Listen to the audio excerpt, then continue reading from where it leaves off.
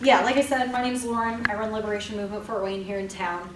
I started the group almost a year ago, a little bit before the primaries happened. I just thought that there needed to be something going on as far as feminist action, education, support. It just seemed like it was really needed. I worked a little bit on the Bernie campaign. Like you said, didn't really go as planned. So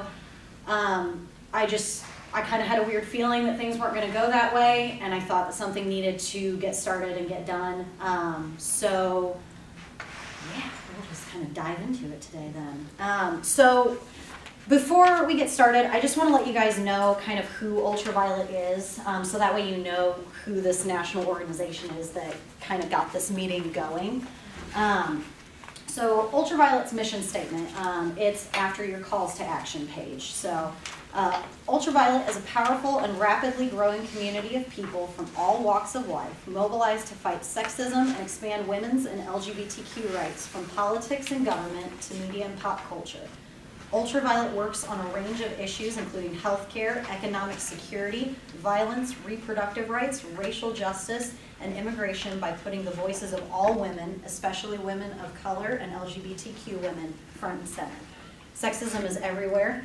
At Ultraviolet, we combine innovative, cutting-edge organizing with grassroots, people-powered actions to fight for equality and progress. So pretty much encompasses everything that everybody's kind of here for. Ultraviolet, they launched about 5 years ago. Basically, they started doing a lot of campaigns for attacks on Planned Parenthood, equal pay. They did a lot of stuff for racial justice. They worked with Black Lives Matter. There is a list down here for you, so if you want to look over that at all today. They were really big about bringing the Hobby Lobby case to the national eye. Yeah, so they're about 5 years old now, too. They also helped get the campaign going to get Bill O'Reilly off of Fox News. Score. All right.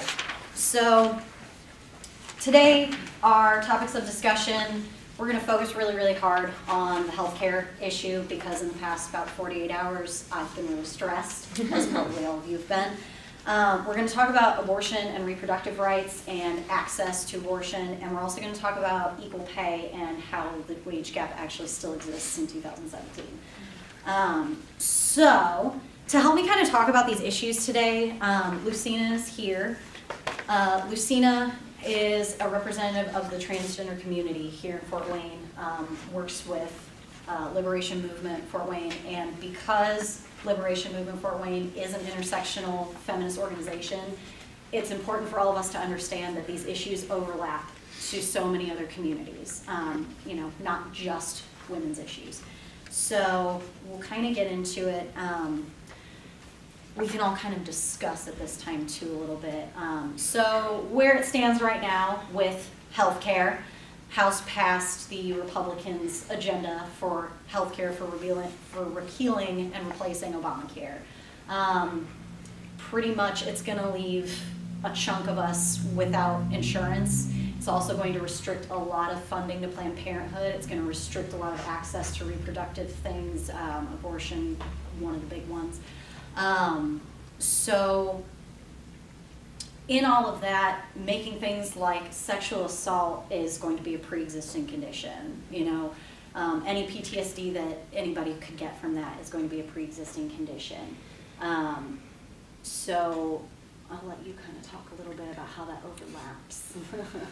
Well, some of the ways that overlaps with LGBT health issues, especially trans health issues, is that one of the pre-existing conditions under this new Healthcare Act is transsexualism, which not only is an outdated term, but means that if you are trans, you don't get healthcare,